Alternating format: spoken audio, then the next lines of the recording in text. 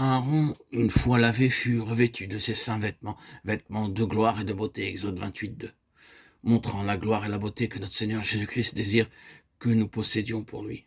Ces vêtements sont décrits dans Exode chapitre 28. Il devait tout d'abord mettre une tunique de fin lin blanc, par-dessus celle-ci une robe bleue, en bas de laquelle se trouvaient des grenades bleues, pourpre, écarlate, sur tout le tour de la bordure entremêlée de clochettes d'or. Il était ensuite revêtu de l'éphod, ouvrage de fil bleu, pourpre, écarlate et or. Dans l'éphod était le pectoral qui comprenait 12 pierres portant les 12 noms des 12 tribus. En plus des 12 pierres se trouvaient 2 autres pierres appelées l'Urim et le Tumim. À l'aide de celles-ci, le sacrificateur pouvait rechercher la volonté de Dieu. Nombre 27-21.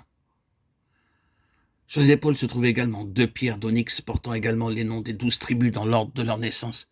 La tiare était ensuite posée sur sa tête et sur elle la lame d'or portant les mots « Sainteté à l'Éternel ». Lorsqu'il avait revêtu tous ses habits, l'huile sainte d'onction était répandue sur eux tous. Préparé par l'examen, le lavage, l'habillement, l'onction, il était maintenant prêt à servir Dieu. Ne pensez pas qu'il est facile de servir Dieu. Certains pensent qu'en allant dans une école biblique, ils seront aptes et prêts pour son service. D'autres pensent que porter une Bible sous le bras suffit pour servir Dieu. Ce n'est pas ainsi que l'on sert Dieu.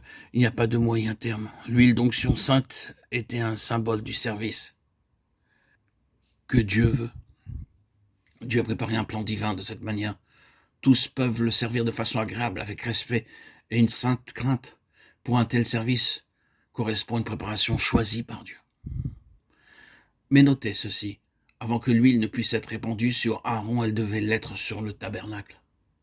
L'arche, la table des parfums et l'autel, puis en dernier lieu sur Aaron, Lévitique 8, 10, 12. En d'autres termes, le service du sacrificateur était pour l'édification du sanctuaire. Le parfum de l'huile d'onction devait se trouver partout. Aaron ne servait pas seulement un homme ou une tribu, il était au service de toute la nation.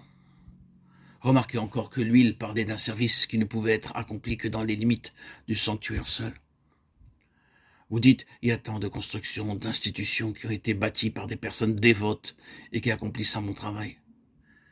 Quel est votre sentiment à cet égard? Ont-ils tort? Je vous pose la question. Votre service est-il consacré au sanctuaire de Dieu? Ah, s'il ne l'est pas, il ne peut pas fructifier. Le souverain sacrificateur ne pouvait pas aller où bon lui semblait avec les sacrifices du peuple. Il aurait pu dire, oh, j'offrirai des sacrifices dans cette tente d'homme ou dans celui-ci ou bien dans celui-là. Dieu lui disait que chaque sacrifice devait être offert sur le parvis du tabernacle pour tout le peuple et que le sang devait aller dans la présence du Seigneur lui-même.